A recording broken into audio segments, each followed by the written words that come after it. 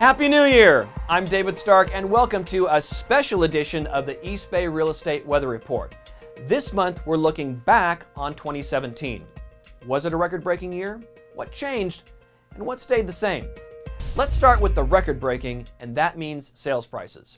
$1 million sales price for a single-family detached home isn't new in the East Bay. But during 2017, there were more than a dozen communities in the $1 Million Club. Along the 880 corridor, it was Albany, Berkeley, Alameda, and Fremont. In central Contra Costa County, it was Walnut Creek. All of the La Miranda communities were in.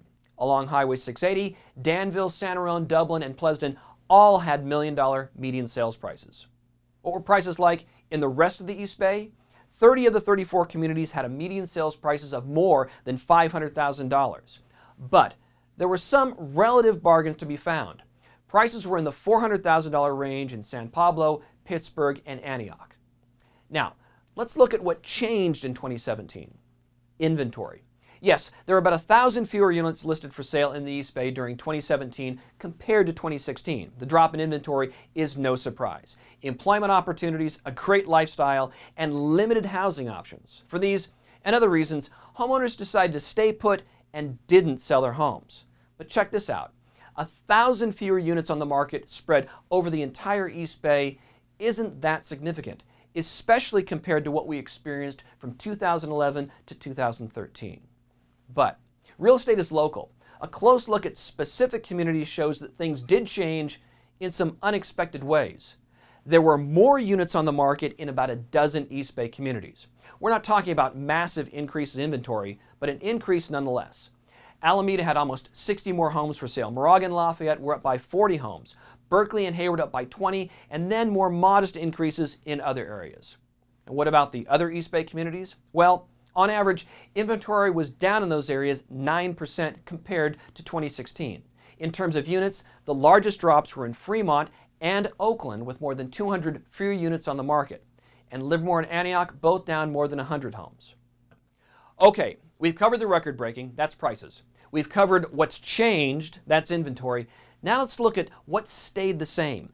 Sales activity.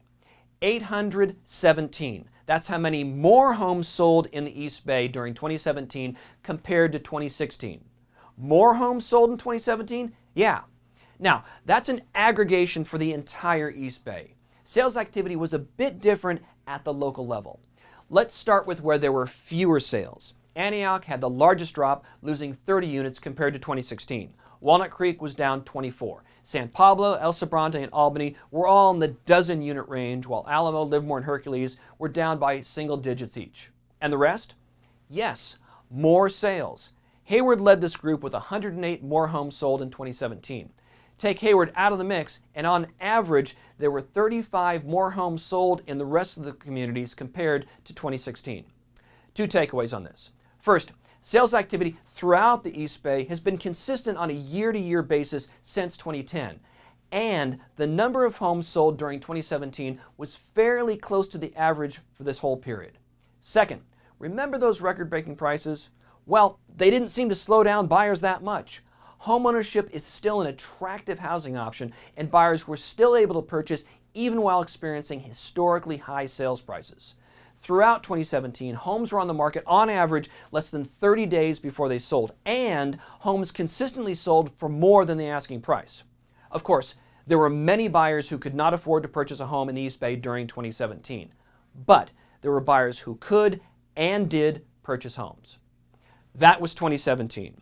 What can we expect during 2018 in the East Bay? The regional issues impacting homeownership will continue. A strong economy, job growth, and a lack of supply. Yes, homes are being built in some areas, but it will take years, if ever, to resolve the mismatch between job growth and housing construction. These factors will keep prices high.